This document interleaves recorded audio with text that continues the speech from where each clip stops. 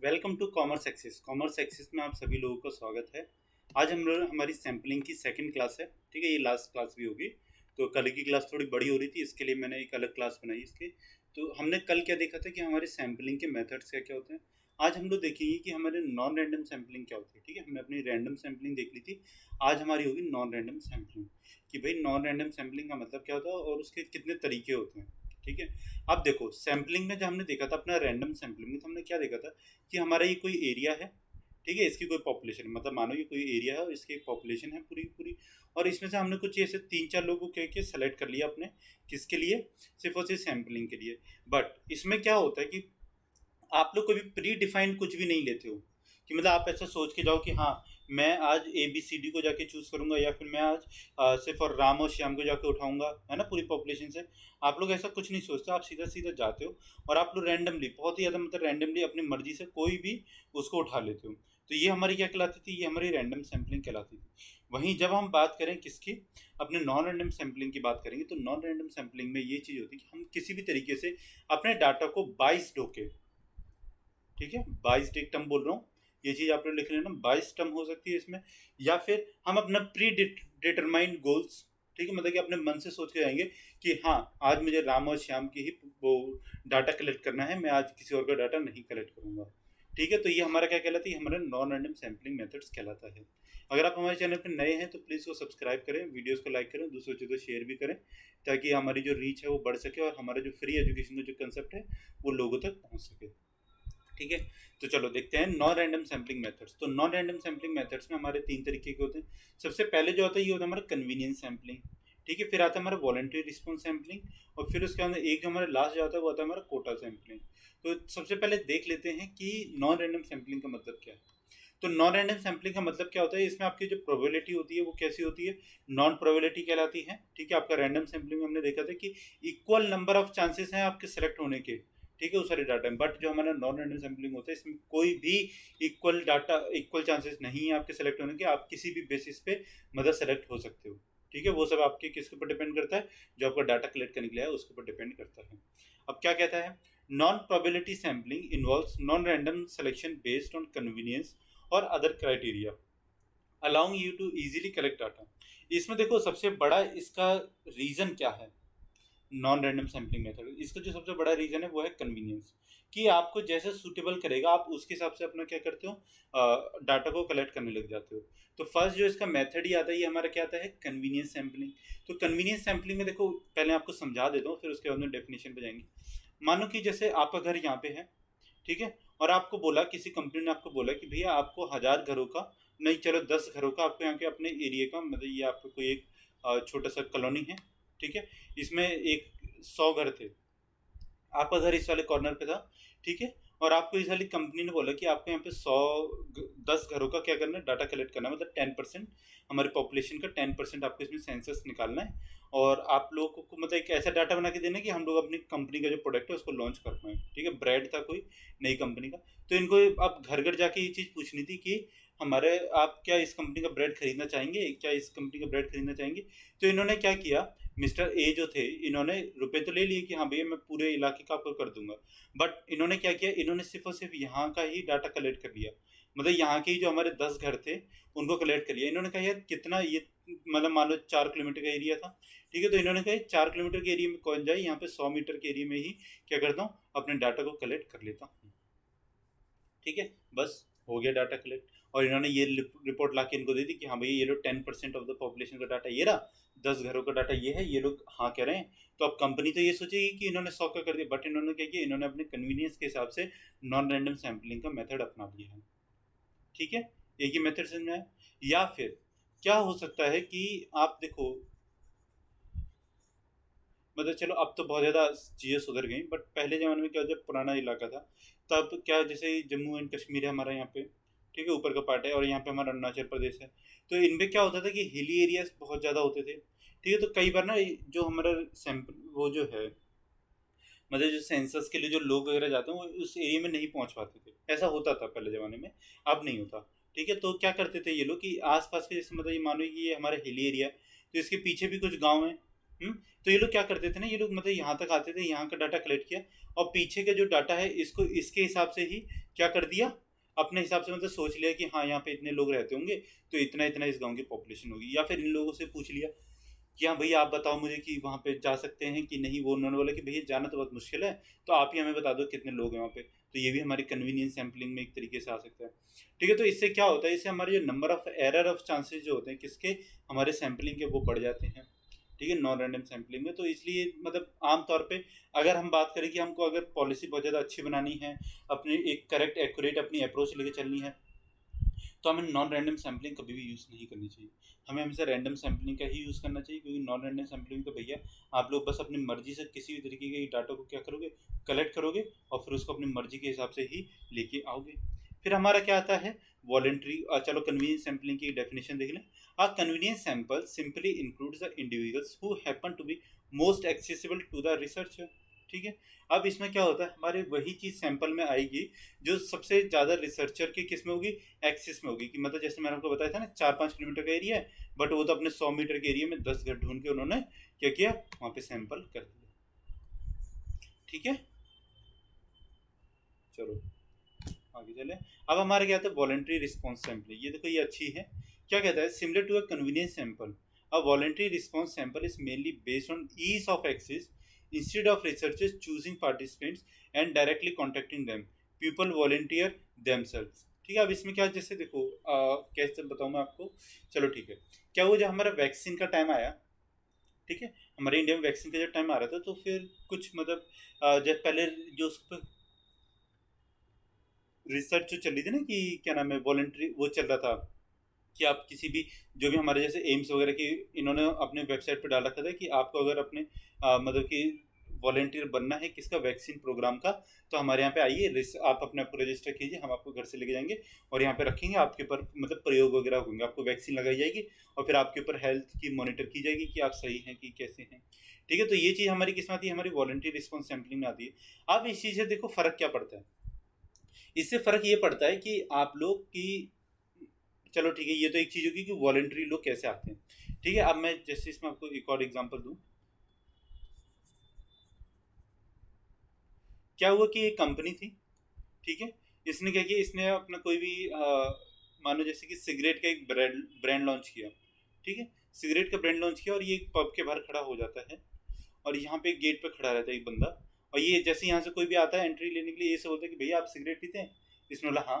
तो इसने बोला कि ठीक है, ये लो, आप ये ले लो, क्या नाम है, मतलब सिगरेट लो और इसको पियो और देखो कि कैसी है।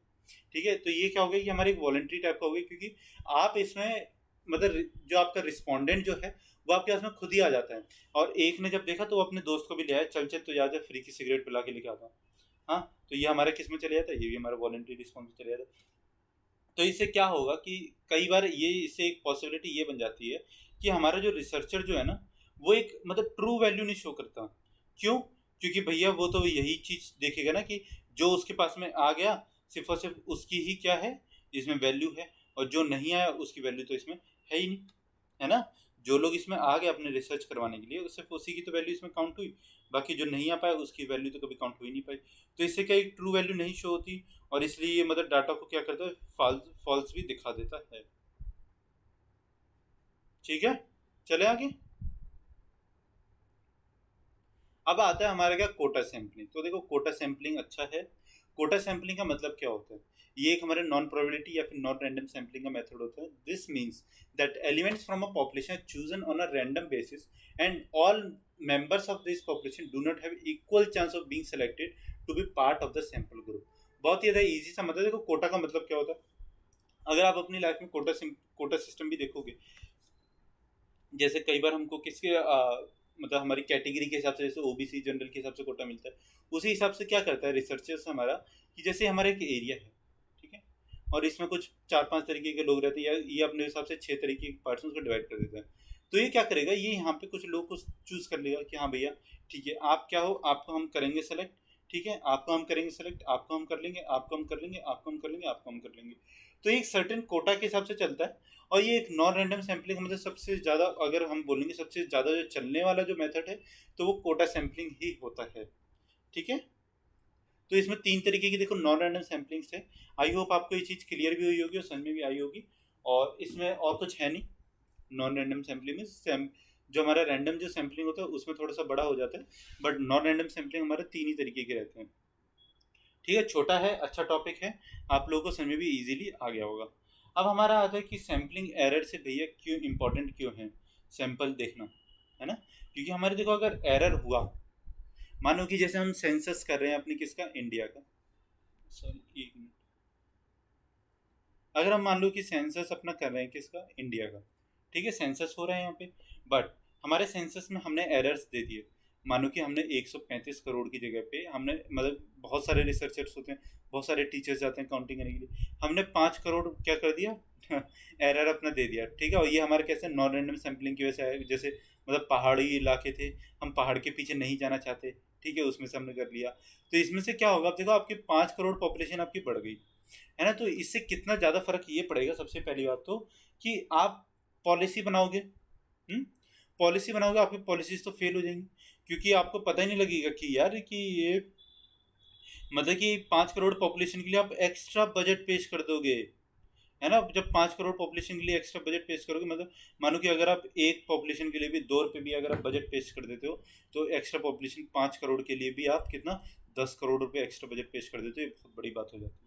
और खासकर इंडिया जैसी कंट्री जो बहुत ज़्यादा गरीब है, उसके लिए तो ये सबसे बड़ी बात है भैया, अपना पैसा सेव करना, अपना फिजिकल डेफिसिट को कम करना है। चलो ठीक है। फिर उसके बाद में भी देखो एक और चीज़ ये हो सकती है कि कोई कंपनी है, अपना मिल्क है, मतलब मानो कि कोई कंपनी है एक्स ए लिमिटेड, ठीक है, उसने अपनी नई दूध की ब्रांड लॉन्च करी, और ये क्या करती है, ये कॉलोनी में जाती है, मतलब मानो कि यहाँ पे बहुत सारे फ्लैट्स बने हुए थे, 3-4 हज़ार फ्लैट्स हैं, ठीक है, 3 से 4 हज़ार यहाँ पे फ्लैट्स हैं। तो ये क्या करती है ना, ये यहाँ से सिर्फ और सिर्फ 300 घरों को ही काउंट करके सैंपल लेके वहाँ से आ जाती है अपना, ठीक है। और इससे क्या होता है फ़र्क, अब देखो इन्होंने तो सिर्फ 10% ही लिया, बट मिल्क तो एक ऐसी चीज़ है ना जो कि एक नेसेसिटी है, ठीक है, उसके लिए कोई भी खिलवाड़ नहीं कर सकता जल्दी में। मतलब कि मिल्क को कोई भी इतना जल्दी, हमारा आप अमूल का अगर दूध पी रहे हो, तो आप लोग इतना जल्दी उसको छोड़ोगे नहीं। क्यों, क्योंकि वो आपकी नेसेसिटी और आपकी जुबान पे उसका क्या है, टेस्ट एंड एक प्रीफरेंस है, ठीक है। तो जब आपकी जुबान पे उसका टेस्ट चढ़ा हुआ है, तो आप लोग उसको इतनी जल्दी छोड़ोगे नहीं। और जब ये सिर्फ और सिर्फ 300 ही घरों का अपना सैंपल लेके आ जाते हैं, तो ये 350 घरों को लगभग छोड़ देते हैं अपने उसमें से। तो जब ये इतने घरों को छोड़ देंगे, तो इससे क्या फ़र्क पड़ेगा, इससे बाकी के जो 3,500 जो लोग हैं, इनको क्या लगेगा, इनको तो कभी पता ही नहीं लगा कि वाली ब्रांड आई। और इन्होंने तो कितना, इन्होंने देखा कि भैया 300 में से 250 लोग खरीद रहे हैं, ठीक है, तो इन्होंने क्या किया, इन्होंने लॉन्च कर दिया यहाँ पे कितने लोगों के लिए। तो यहाँ पे इन्होंने मान लो कि जैसे 4,000 हैं घर, ठीक है, तो इन्होंने 3,000 घरों के लिए लॉन्च कर दिया। तो अब इससे क्या होगा, इनका प्रोडक्ट तो फेल हो जाएगा। हो सकता है कि इन 300 में से 250 लोगों को पसंद आए, और इनमें से 3-4 हज़ार में से, मतलब 4,000 में से 100 लोग और पसंद आ जाए, तो ये 300-350 ही लोग ले पाए इसको। और लेकिन आपका प्रोडक्ट 3,000 आ रहा है, लेकिन आपकी बिक्री है सिर्फ 300-350, तो 10% ही बिक्री हो रही है, तो आपका प्रोडक्ट तो मार्केट में फेल हो जाएगा, आपको लॉस हो जाएगा। तो किस कुछ केसेस में क्या होता है, हमको सैंपल एरर को मिनिमाइज करना होता है। तो इसके लिए हम लोग को क्या करना होता है, सबसे पहले तो चलो ठीक है, ये तो मैंने आपको बता दिया कि सैम्पलिंग एरर मतलब इंपॉर्टेंट क्यों है हमको पढ़ना। तो सैंपल एरर को हम लोग रिड्यूस कैसे कर सकते हैं। सबसे पहले जैसे मैंने अभी आपको ऊपर दूध वाला एग्जांपल बताया, तो उसमें हम लोग क्या कर सकते हैं, इंक्रीज सैंपल साइज, मतलब कि हम जैसे 4,000 अगर घर हैं हमारे उसमें, ठीक है, तो हम 4,000 घरों में से कम तो अपना 3,500 घर, जैसे हमारा दूध है तो उसके लिए तो भाई हमको प्रीफरेंस चाहिए, तो उसके लिए हम 3,500 घर, या फिर हो सके तो हम 4,000 घरों को पूरा का पूरा काउंट करें। या फिर जब हमारे इंडिया का सेंसस हो रहा है, ठीक है, तो उसमें हम 135 करोड़ का पूरा पूरा ही सेंसस करें, उसमें कभी अनुमान ना लगाएं किसी भी चीज़ का, ठीक है। लिटरेसी रेट है तो उसको पूरा आराम से पढ़ें।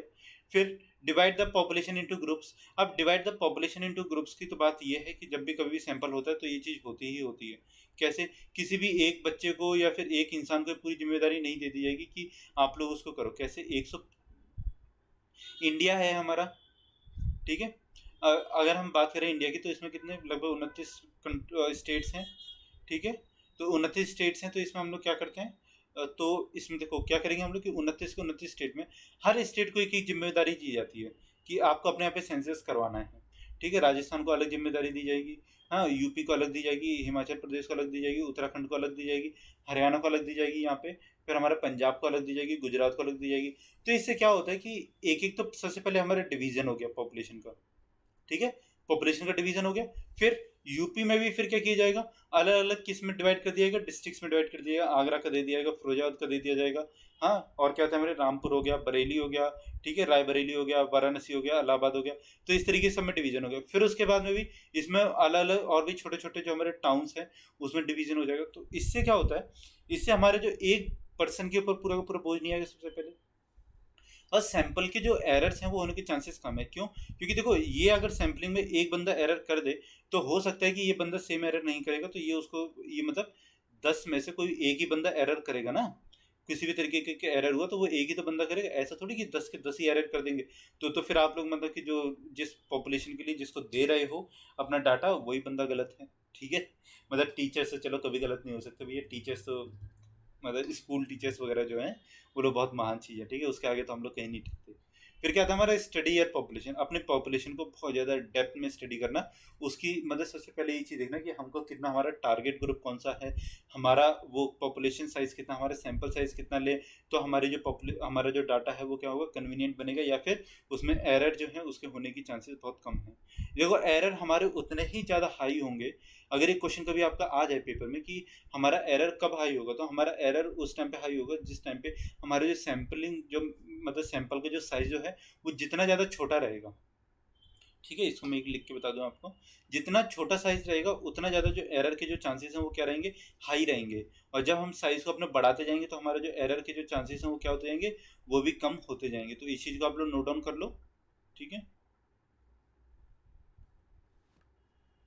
If the size of the sample unit is low, then the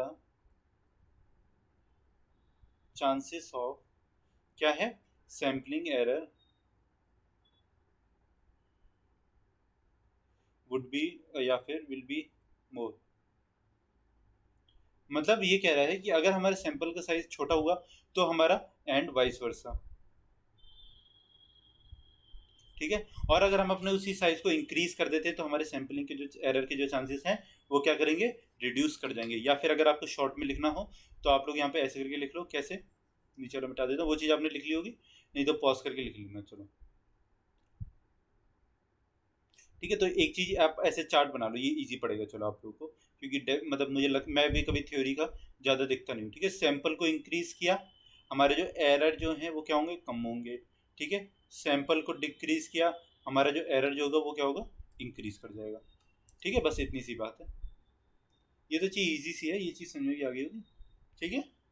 चलो अपनी वीडियो का आज यहीं पे खत्म करते हैं। तो आज हमारा ये चीज़ सैम्पलिंग जो था ये खत्म हो गया, ठीक है। सैम्पलिंग को एक अलग से मतलब इन्होंने टॉपिक बताया था, इसके लिए मैंने पढ़ा दिया, बाकी सैम्पलिंग में इतना ही रहता है, बाकी इससे ज़्यादा कुछ रहता नहीं, ठीक है। अपने चैनल की अपनी क्लास को यहीं पे खत्म करते हैं। बाकी हमारे चैनल पर नए हैं तो सब्सक्राइब कर सकते हैं, वीडियोस को लाइक कर सकते हैं, दूसरे से शेयर कर सकते हैं, बता सकते हैं कॉमर्स एक्सिस आप लोगों के लिए किस तरीके से फ्री बैच लेके आया है और आप लोगों को पढ़ा रहा है, ठीक है। मैं आपको बता दूं कि हम लोगों ने JSO प्लस AAO और प्लस इंग्लिश